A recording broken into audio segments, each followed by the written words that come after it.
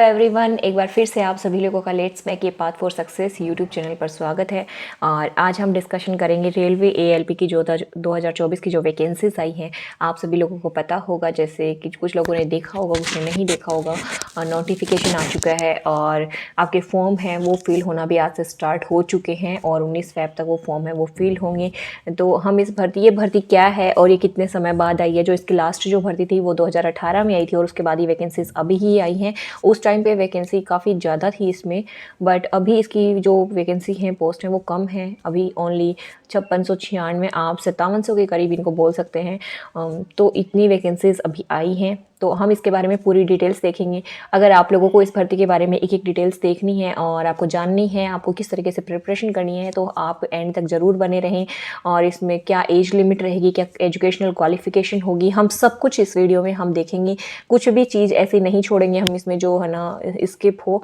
तो हम देखते हैं, स्टार्ट करते हैं। हमारे जो सबसे पहले हम इसके देखेंगे फॉर्म है वो 20 जनवरी से और 19 फ़रवरी तक भरे जाएंगे। ये आप लोगों ने देखा होगा। इसकी एज लिमिट है वो 18 से 30 साल है। और ये अगर आप लोग 17.5 साल के भी हैं और 1 जुलाई 2024 से पहले आपकी एज है वो 18 कंप्लीट होगी, तो भी आप लोग इस फॉर्म को फिल कर सकते हैं, क्योंकि इन्होंने जो एज है वो 1/7/2024 तक मांगी है। उस तक ये आपकी एज होनी चाहिए। ओके, आगे हम जो आपकी कैटेगरी वाइज है वो भी हम एज लिमिट देखेंगे। अभी मैं आपको ये ओनली बता रही हूँ। और इसमें एक चीज़ है, आपको ये वैकेंसी जोन वाइज होती हैं। इसमें आपको जोन वाइज फॉर्म फिल करने होते हैं। बिल्कुल भी आपको ऐसा नहीं है कि आपने एक फॉर्म लगा दिया और आप कहीं भी पोस्टिंग ले लेंगे, इसमें वैसा नहीं होता है। इसमें आप लोगों को जोन वाइज फॉर्म फिल करने हैं। जैसे है ना, नॉर्थ और इधर की साइड जो वैकेंसीज हैं वो कम होती हैं, क्योंकि चंडीगढ़ हुआ, राजस्थान हुआ, दिल्ली हुआ। आपको साउथ साइड में जैसे बेंगलोर है, चेन्नई है, इधर की साइड आपको वैकेंसीज अच्छी मिल जाती हैं इसमें। तो अगर आपको ये है कि मेरे को तो मेरे स्टेट में ही चाहिए, तो होम स्टेट में अगर आपको चाहिए तब तो आप वैसे फिल कर सकते हैं। अदरवाइज आपको अगर ये चाहिए कि मेरे को जॉब लगनी ही है कहीं भी, तो आप लोग उन जोन से भी आप अपना फॉर्म फिल कर सकते हैं। ओके, और इनकी जोन वाइज है वो कट ऑफ भी जाती है, क्योंकि इधर कट ऑफ है वो हाई जाती है और आपके साउथ के साइड में जो कट ऑफ है वो थोड़ी सी कम रहती है, क्योंकि उधर वैकेंसीज ज़्यादा होती हैं। ओके, अब हम इसमें देखेंगे इसका जो सिलेक्शन प्रोसीजर है वो क्या रहेगा। तो हम इसका सिलेक्शन प्रोसीजर देखेंगे। इसमें 5 स्टेज आपको क्लियर करनी होती हैं। फर्स्ट है वो CBT 1 है, सेकंड है वो CBT 2 है, और CBT 2 के अंदर भी 2 पार्ट होते हैं, पार्ट ए और पार्ट बी।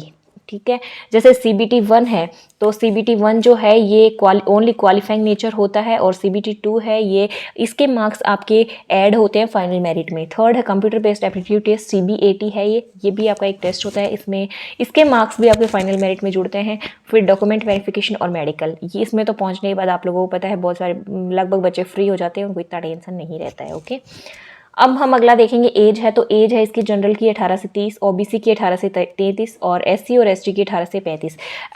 अगर आपकी एज इतनी है तो आप लोग बाकायदा इस फॉर्म को फिल कर सकते हैं। और अपनी मेहनत के अकॉर्डिंग अगर आप अच्छी मेहनत करते हैं, अच्छे से प्रिपेयर करते हैं, तो आप सिलेक्ट भी हो सकते हैं। ओके, अब हम एजुकेशनल क्वालिफिकेशन हम इसमें देखेंगे। तो एजुकेशनल क्वालिफिकेशन है इसकी वो रहती है 10th तो चाहिए वो कंपलसरी है। साथ में आपके पास कोई एक डिप्लोमा होना चाहिए। ITI आप कर सकते, ITI हो सकता है, पॉलीटेक्निक हो सकता है, BTech वाले, बी नॉट सिविल और CS वाले नहीं, ओनली बी वाले आप लोग ये फॉर्म फिल कर सकते हैं। ओके, अब हम इसका सैलरी, जो सच में सब लोगों के लिए एक मोटिवेशन फैक्टर होता है, क्योंकि सैलरी को देखने के बाद बहुत कुछ माइंड में थॉट्स आते हैं, वो चीज़ें। तो आप सैलरी का आप देख सकते हैं, ये लेवल 2 की जॉब होती है और इसकी जो बेसिक सैलरी है वो जैसे क्लर्क लेवल पे जो आपकी सैलरी होती है उसी के इक्वल आप मान सकते हैं, वही आपको मिलती है। इसमें 19,900 आपका बेसिक पे होता है इसमें, बट आपके सारे अलाउंसेस वगैरह मिला के आप लोगों को स्टार्टिंग में 35 से 40,000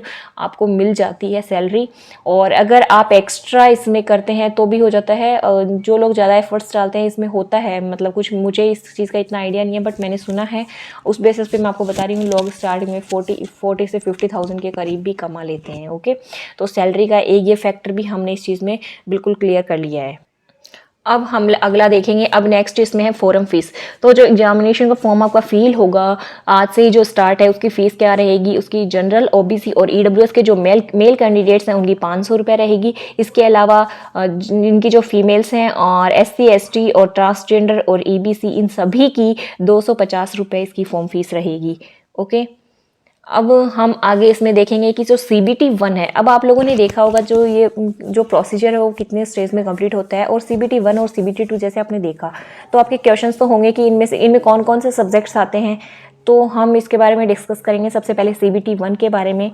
तो CBT 1 में वो क्वेश्चंस हैं वो 75 के अराउंड आते हैं, 75 क्वेश्चंस आते हैं। ओके, और टाइम है इसमें 60 मिनट्स का होता है, और नेगेटिव मार्किंग है इसमें 1/3 होती है, और इसमें 15 टाइम कैंडिडेट्स हैं वो सिलेक्ट किए जाते हैं। जैसे 5700 वैकेंसीज है तो 5700 की 15 गुना बच्चों को इस CBT 1 में क्वालिफाई किया जाता है। ठीक है, ये ओनली क्वालिफाइंग नेचर होता है। इसके मार्क्स हैं वो आपके आगे ऐड नहीं होते हैं, ये ओनली क्वालिफाइंग होता है।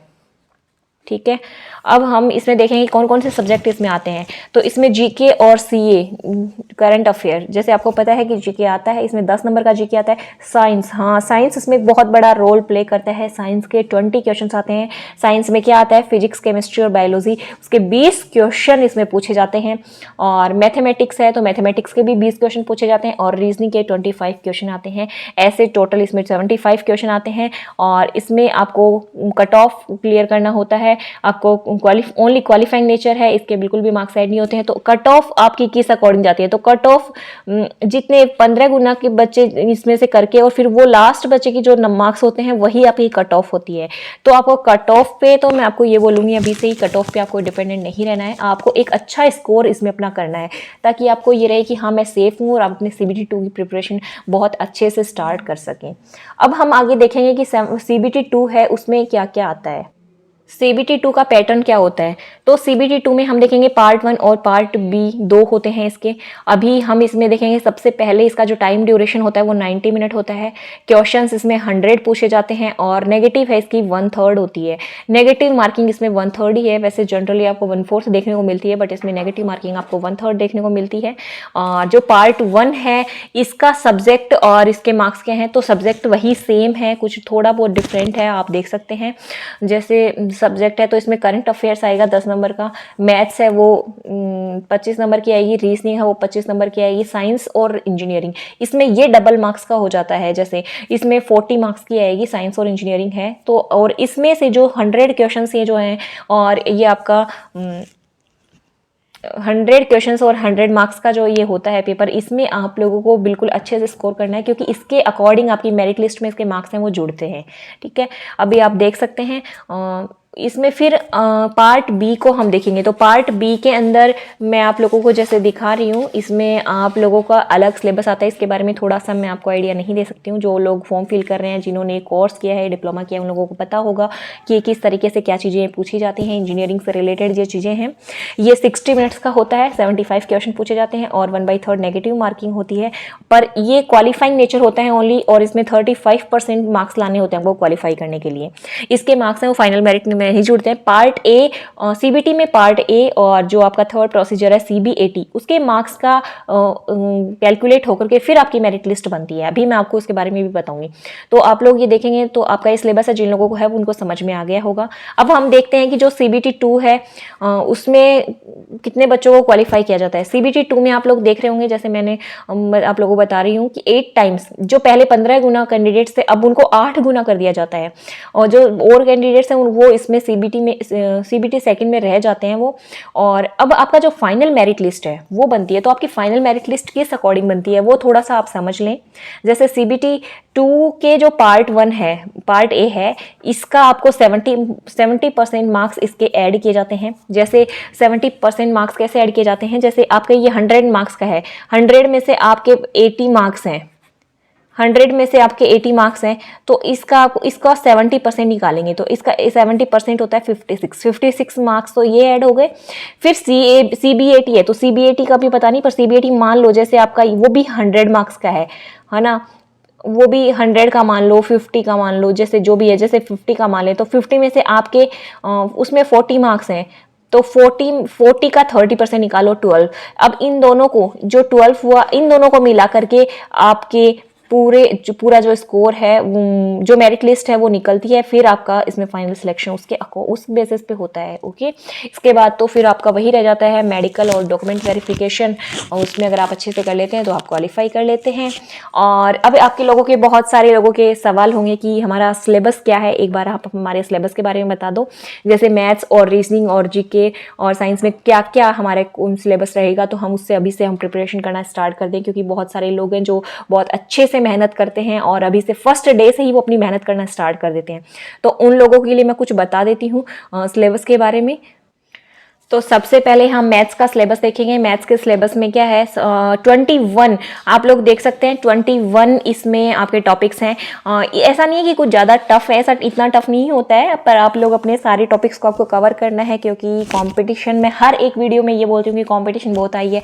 तो आप लोगों को लगता होगा कि मैम डिमोटिवेट कर रही है। नहीं, मैं आप लोगों को डिमोटिवेट नहीं कर रही हूँ, बट जो रियलिटी है मैं वही आपको बताना चाहती हूँ, जिससे कि आप सच में उसी अकॉर्डिंग अपनी प्रिपरेशन करें। बिल्कुल भी इस चीज़ को हल्के में नहीं लें कि है ना अभी प्रिपरेशन का टाइम पड़ा है, मैं कर लूँगा, एग्जाम कब होगा, डेट आने दो, ये वो, उन चीज़ों में नहीं रहना है। आपको अपना सिलेबस पूरा कवर करना है, एक भी टॉपिक स्किप नहीं करना है। तो इसमें आप देख सकते हैं, और मैं इसका आपको एक शॉर्ट वीडियो बना दूंगी, और टेलीग्राम पे भी मैं आप लोगों को इसकी PDF है वो प्रोवाइड करवा दूंगी। आप ये सिलेबस मैं उसमें लिख के डाल दूंगी। वैसे नोटिफिकेशन में भी आप लोगों ने देखा होगा, बट यहाँ पे मैंने आप लोगों के लिए सेपरेटली अलग अलग सब्जेक्ट का इस तरीके से मैंने एक लिस्ट बना ली है। तो आप लोग वहाँ भी टेलीग्राम पे भी जुड़ करके वहाँ से आपको इसको डाउनलोड भी कर सकते हैं। और आप अपने भी इसका जब एक पूरा लिखना चाहें, लिख करके आप कहीं अपना चिपकाना चाहते हैं तो आप इसको बना सकते हैं। ओके, अब देखें इसमें नंबर सिस्टम है, फर्स्ट सेकंड बोर्ड मास है, फिर decimal, fraction, LCM, HCF, ratio, proportion, percentage, mensuration, time and work, time and distance, SI, CI, profit and loss, algebra, geometry, trigonometry, elementary statics और square root, age calculation, calendar और pipe and cistern, आप सब इसमें सारे topics ही आते हैं। फिर अब हम देखेंगे नेक्स्ट है वो मेंटल एबिलिटी। रीजनिंग का सिलेबस क्या है, तो रीजनिंग में 14 टॉपिक्स हैं जो आप लोग देख सकते हैं।